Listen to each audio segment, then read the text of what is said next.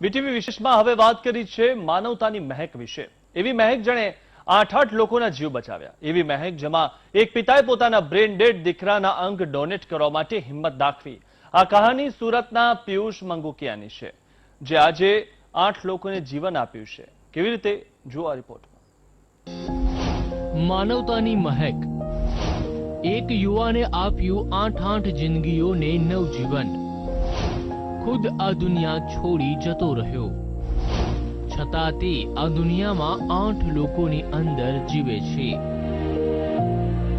आ मानवतानी महक भरी कहानी सूरतना पीयूष मंगुकिया नामना 32 वर्षीय युवाननी छे, जेनुं बाइक अकस्मातमां ब्रेन डेड थयुं हतुं।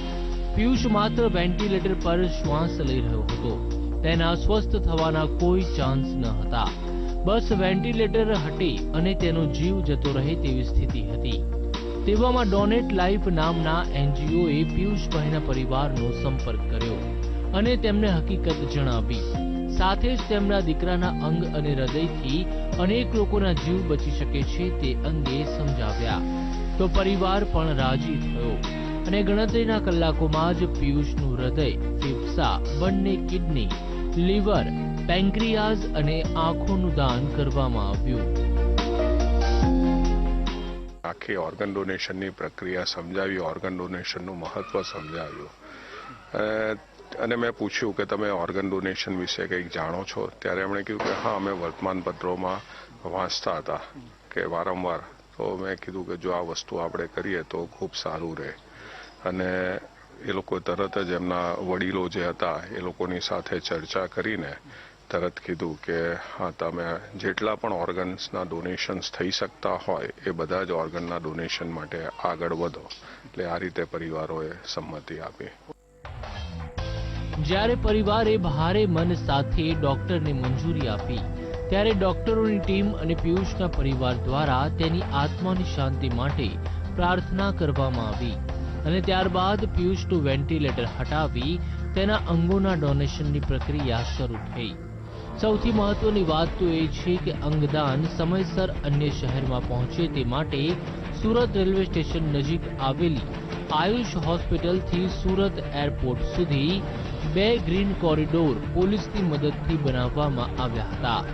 જ્યારે કિડની, પેન્ક્રિયાઝ રસ્તા માર્ગે સુરતથી અમદાવાદ 272 કિલોમીટર સુધીનો ગ્રીન કોરિડોર બનાવવામાં આવ્યો હતો। આ સિવાય અન્ય 182 મિનિટમાં હોસ્પિટલ સુધી અંગો પહોંચતા કરવામાં આવ્યા હતા।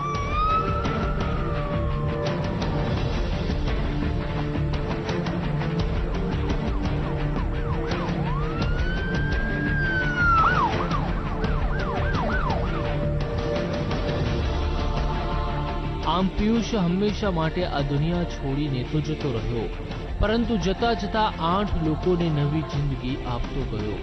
ત્યારે પીયુષના પિતા શું કહે છે જરા તે પણ સાંભળો। બહુ સારામાં સારું મને એક ભાઈ પૂછ્યું, મારા મોટા ભાઈ, કે ભાઈ આપણે કેમ કરશું આ બધું? મને તને કોઈ મારી સિવાય નહીં પૂછી શકે, તો તારું કહેવાનું શું છે? એટલે મેં 2 ધડકથી શાંતિથી એમને કીધું આપણે આ થતું હોય ને તો બીજું કાંઈ કરવું નથી, કારણ કે આપણા ભાગનું નથી તો કોકના ભાગનું તો છે જ। અને કોકના પ્રેરણાથી આપણને અંદરથી હા નીકળી છે તો જ મેં કીધું આપણે હા પાડી શકતા હોય, બરાબર? અને એ જાનાર વ્યક્તિએ જ આપણે પ્રેરણા કરી હોય કે તમે હા પાડજો, તો જ મને હા પાડી શક્યો હું। એટલે મેં એને બધાને રાજી ખુશીથી સહી કરી દીધી। મેં કીધું કે જેટલા અંગ હાલે એટલા બધા લઈ લો, એમ પ્રેમથી રાજીમાં છીએ એમ, કારણ કે અમારો નથી પણ જગતની તો છે ને, કે જગતમાં 8 કે 5 જે વ્યક્તિએ બસવાના છે એ અમને એના આશીર્વાદ મળશે। બાકી અમારા હાથમાં નથી તો કોકના 5ના જીવ બચે છે તો અમે બસાવવા તૈયાર હતા, એટલે મેં હા પાડી દીધી। મહત્વનું છે કે પીયુષનું હૃદય અમદાવાદની સિમ્સ હોસ્પિટલમાં ચાર્ટર્ડ પ્લેન દ્વારા લઈ જવામાં આવ્યું હતું, જે આણંદના 39 વર્ષીય યુવકમાં પ્રત્યારોપણ કરાયું છે। આ સિવાય પણ તેના અનેક અંગો અન્ય લોકો માટે જીવનદાન રૂપ સાબિત થયા છે। કોઈકને કિડની મળી તો કોઈકને ફેફસા તો કોઈકને અંધકારમાંથી ઉજાસ। પણ આ માટે સૌથી વધુ કોઈ બિરદાવવાના પાત્ર છે તો તે માત્ર ને માત્ર પીયુષનો પરિવાર। વીટીવી પીયુષના પરિવારનો આદર કરે છે, સાથે જ પ્રાર્થના કરે છે કે ભગવાન પીયુષની આત્માને શાંતિ આપે। કેમેરામેન સરજુ પારેખ સાથે શૈલેષ ત્રિવેદી, VTV ન્યૂઝ, સુરત.